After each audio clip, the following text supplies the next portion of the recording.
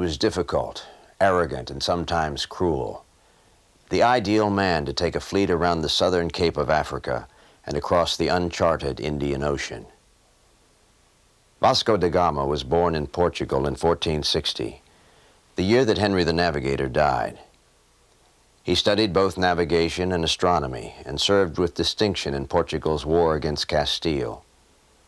Now he would search for a southern route to India, the prize, with its profitable spice trade and other goods, a market then dominated by the Arabs.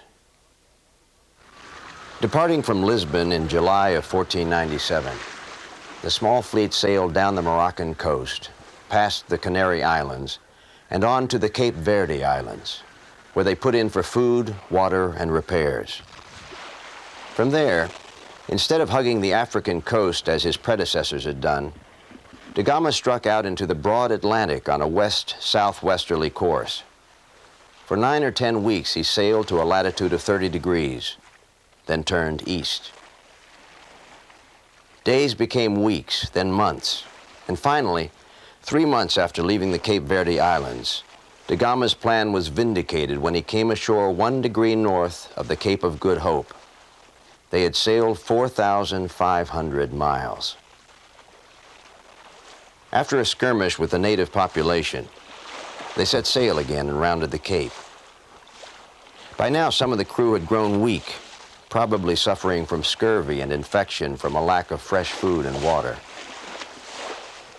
Bearing northeast against the current and heavy storms, they eventually arrived at Mozambique. The Sultan of Mozambique was hostile and unimpressed by Da Gama's trade goods, so the fleet sailed on. 900 miles north at Malindi, they came upon a sultan willing to help them. He provided not only supplies, but also an expert navigator to guide them across the Indian Ocean. Although only 2,300 miles in distance, the route wound through a maze of small islands, atolls, and hull-gutting reefs. It took 27 days, averaging nearly 100 miles a day, to reach land on the Malabar coast. The sea voyage to India had been accomplished at last, after 60 years of Portuguese attempts.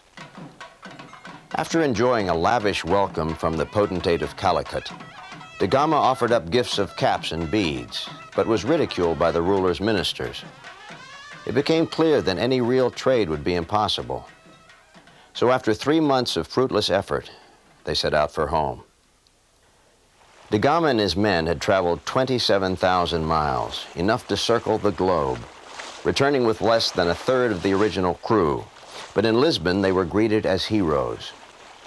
Within 6 months, another, larger expedition would set sail, loosen the Moslem hold on Indian trade, and establish a trading post in India that would make Portugal a major European power and provide a base for Portuguese expansion to the Far East, to the fabled Spice Islands of the Moluccas.